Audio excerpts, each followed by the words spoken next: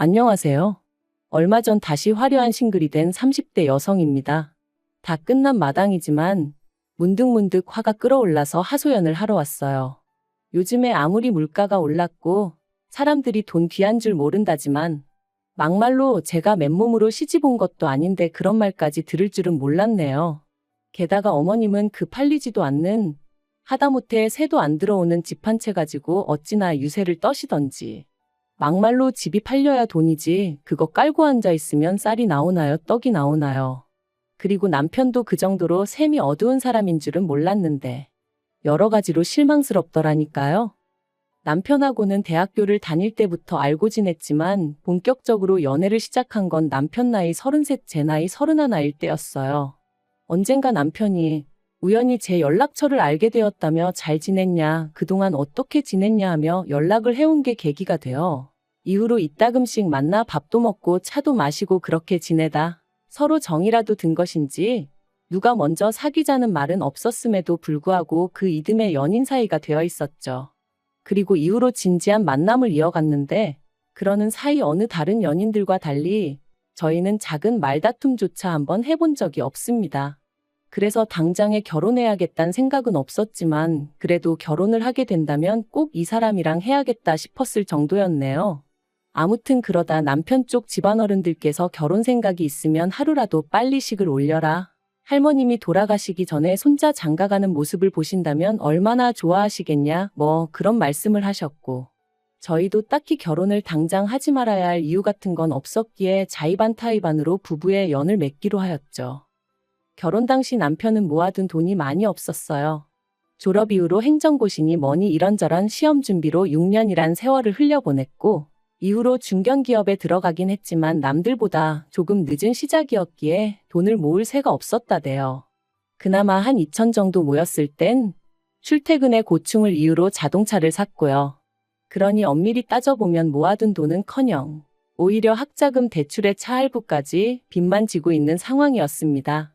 반면에 저는 아주 이름난 대기업은 아니었어도 교수님 추천으로 내실 튼튼한 중소기업에 입사했고 이후로 10년 가까운 직장생활 동안 1억 3천 정도의 현금을 모아둔 상황이었어요. 제 명의로 된 차도 한 대 있었고요.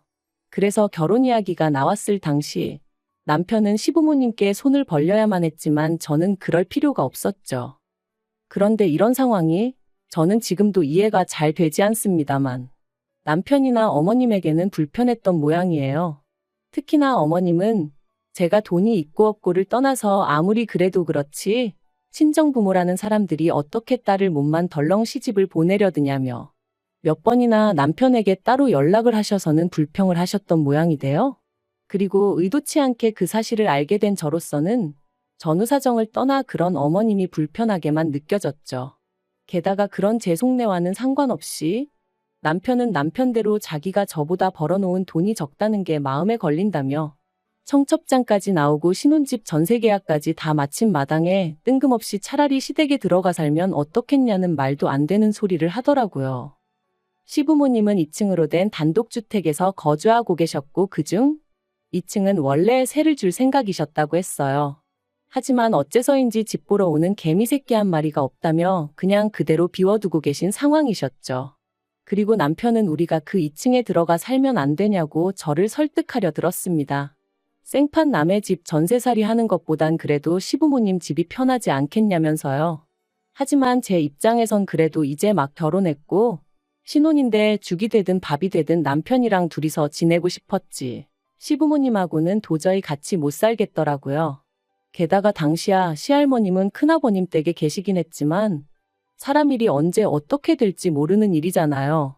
제가 너무 많이 생각을 한 건지는 모르겠지만 까딱하다가 시할머님까지 같이 살게라도 되면 그걸 제 스스로 감당할 수 있을까 싶고 그래서 남편더러 싫다고 몇 번을 물어도 내 마음은 안 바뀐다 했어요. 반지하에 살아도 우리 둘이 살고 싶다고요. 그랬더니 남편도 알겠다고 했고 그래서 그렇게 그 얘기는 끝났다고 생각했죠. 하지만 문제는 생각지 못한 곳에서 다시 불거졌습니다. 저희가 바로 층간소음에 시달리게 된 거죠. 저희가 이사를 오던 당시만 하더라도 윗집엔 노부부만이 살고 있다고 했는데 어찌 된 일인지 언젠가부터 새벽까지 누군가 쿵쿵쿵쿵 뛰어다니는 소리가 들리는 거예요. 저나 남편이나 회사까지는 1시간은 좋게 걸리다 보니 아침에 못해도 6시 반에는 일어나야 하는데 새벽마다 들려오는 소음 때문에 제대로 잠을 이룰 수가 없었습니다. 그리고 결국 견디다 못한 저희가 먼저 과일에 슬리퍼까지 사들고 윗집에 인사를 갔는데 오히려 저희한테 하소연을 하더라고요. 그리고 알게 된 게 저희 윗집은 또 그 윗집이랑 층간소음으로 갈등을 겪고 있었던 거죠. 제가 지금 층간소음 이야기를 하자는 건 아니지만요. 하다 보면 한도 끝도 없을 것 같고요. 아무튼 상황이 그렇다 보니 신혼집에 들어온 지 3달 만에 이렇게 살다간 정말 내가 미쳐버릴지도 모르겠다는 생각이 들었어요. 그래서 남편에게 도저히 안 되겠다고 이사 가자 하니까 남편이 다시 한번 시댁 이야기를 꺼내더라고요. 아닌 게 아니라 지금 이 집도 구할 때 발품, 손품, 눈품을 몇 주나 팔아 가까스로 찾아냈던 건데 지금 당장 어디로 갈 수 있겠냐면서 말이죠. 게다가 어머님도 제가 무슨 걱정을 하는지 잘 안다 하시며 하지만 네가 걱정하는 일들은 하나도 없을 거라고 몇 번이나 말씀해 주시대요. 1층과 2층 살림은 확실히 분리해 줄 것이고 당신도 한때 시집살이를 호되게 겪어봤기에 당신은 결코 그런 시어머니가 되지 않을 거라면서요. 그래서 결국 멀쩡한 전세집을 새로 구할 때까지만이라는 조건 아래 시댁에 들어가서 지내기로 했네요. 하지만 시부모님과 한 집에서 산다는 건 아무리 신경을 쓰지 않으려고 해도 쉬운 일이 아니었어요. 일단 저는 아침 식사를 안 해요. 어려서부터 안 먹어버릇했더니 언젠가부턴 먹으려고 해도 속에서 안 받더라고요. 그런데 어머님께서는 새벽 4시에 일어나 그때부터 아침 식사를 준비하기 시작하셨습니다. 아버님이 그때그때 갓 지은 밥이 아니면 식사를 안 하신다며 당신은 평생 그렇게 해오셨다나요. 그런데 이런 이야기를 들을 때도 솔직히 신경은 쓰였지만 그래도 걱정까지는 안 했어요. 왜냐하면 어머님이 해주신 약속이 있었으니까요. 그런데 이사 온 지 열흘째 되던 날이었습니다. 잘 자고 있는 저를 남편이 흔들어 깨우더니 할 말이 있다대요. 그래서 옆에 있던 핸드폰을 확인하니 새벽 4시 20분이었고요. 황당하고 좀 짜증도 나고 그래서 빨리 얘기하라니까 자기가 웬만하면 말 안 하려고 했는데 언제까지 어머님 혼자서 저러시는 거 보고만 있을 거냐는 거예요. 아무리 위아래 살림 따로 하기로 했다지만 그래도 좀 제가 먼저 나서서 어머님 아침 차리시는 거 도와드리고 그러면 좋지 않겠냐면서 말이죠. 그리고 자기가 고민 끝에 전하는 말이라면서 어머님도 꽤나 서운해 하신다는 겁니다. 어머님이 너무 격이 없이 저를 대해주셔서 제가 어머님을 만만하게 보는 건 아닌가 걱정하고 계시다면서 말이죠. 자다가 뺨이라도 맞은 것 마냥 황당하고 어이가 없었어요. 정작 아들이자 매일같이 아침 얻어먹고 출근하는 자기도 쿨쿨 잘만 쳐자면서 왜 나더러 꼭 두새벽부터 일어나서 어머님을 도우라는 건지. 그래서 제가 남편더러 그렇게 어머님이 안쓰러우면 직접 가서 도와드리지 그러냐니까 저더러 자기 말뜻을 이해를 못한다며 버럭 짜증을 내더라고요. 모든 시어머니들은 며느리랑 같이 아침을 차리는 그런 로망이 있다나 어쩐다나요? 그리고 남편 입장에서도 그런 모습을 보면 너무 기분이 좋을 것 같다면서요. 이건 뭐 말 같아야 상대를 해주던지 말던지 싶대요. 그래서 시어머니나 남편들은 그럴지 몰라도 며느리들한테는 그런 로망은 없다 했습니다. 그러니까 이번엔 자기 체면이 어떻고 그러는데 제가 남편더러 헛소리 할 거면 잠이나 자라며 그냥 다시 자버렸네요. 그리고 이후로도 이와 비슷한 일들이 몇 번이나 있었어요. 어머님 아버님은 아무 말씀도 안 하시는데 남편이 먼저 나서서는 저한테 가서 이것 좀 도와드려라 저것 좀 해드려라. 자기는 퇴근하고 와서 침대에 누워 쉬면서 저더러는 내려가서 어머님 아버님 말동무를 해드려라. 안마 좀 해드려라. 그래서 제가 나도 피곤하고 쉬고 싶다. 나한테 이래라 저래라 하지 마라. 이런 왈가왈부가 몇 번 이어지다 보니 결국 아닌 게 아니라 연애 때도 안 하던 말다툼을 하게 되대요. 그리고 그럴 때마다 그래도 바로 아래층에 시부모님이 계셨던 만큼 나름대로 조심조심 다퉜는데 결국 하루는 어머님이 위층으로 쫓아 올라오셨어요. 그리고는 하시는 말씀이 갈데없다고 사정사정하길래 들어오라 해줬더니 위아래도 모르고 아주 멋대로라며 소리를 치시는 거예요. 게다가 저를 딱 지목하시면서 특히 너 우리가 지금 누구 때문에 새도 못 놓고 이러고 있는 줄 아냐 하시더니 그러면 최소한 눈치는 보고 살아야 할 거 아니냐면서. 그런데 제가 뭐 혼자 들어와서 살고 있던 것도 아니고 뿐만 아니라 어쨌든 월세 낸다는 생각으로 달달이 100만 원씩 드리고 있었거든요. 그러니 어찌나 억울하던지요. 하지만 그게 다가 아니었습니다. 어머님께선 말이 나왔으니 하는 말이라 하시면서 옆에서 지켜보니 제가 남편을 너무 무시한다는 거예요.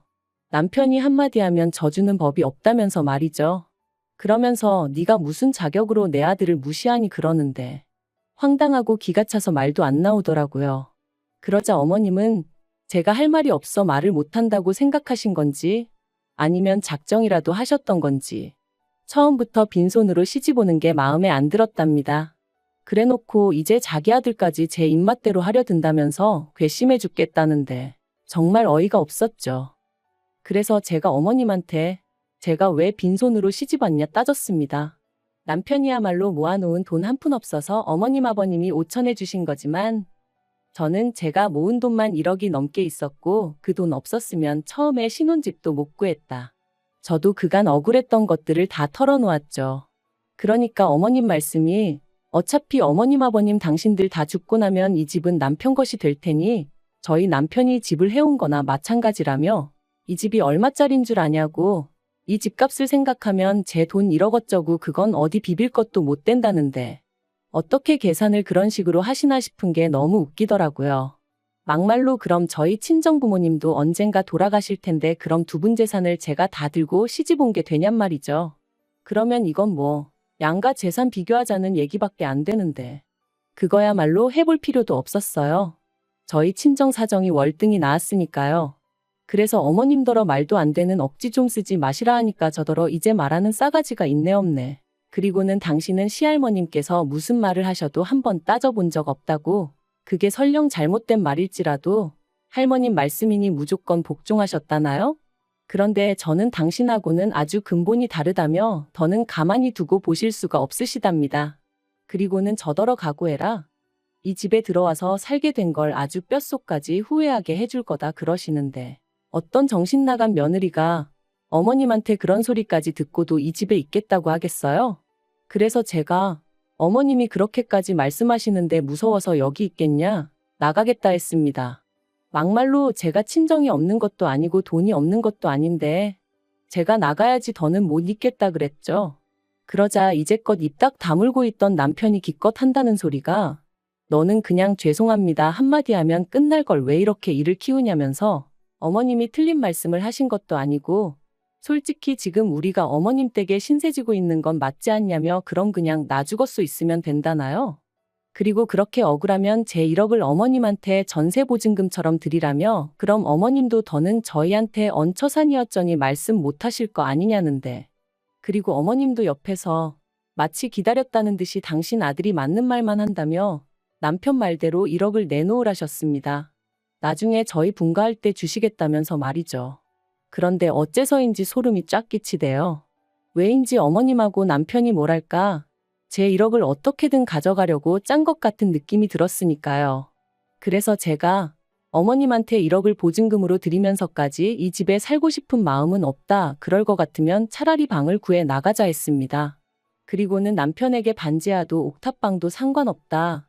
우리 형편에 맞게 살자 했거든요. 그랬더니 남편이 자기가 왜 그런 힘든 상황을 또 겪어야 하냐는 거예요. 자기는 여기 사는데 아무 불만 없다면서 말이죠.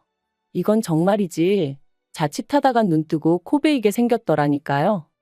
저는 죽어도 못 준다 버텼고 어머님은 지 남편 말 알기를 뭐같이 안다며 화를 내셨고 남편은 남편대로 저더러 일을 복잡하게 만든다고 짜증이었으니 그리고 이 모든 게 어쩐지 제 앞날을 고스란히 보여주는 느낌이었습니다.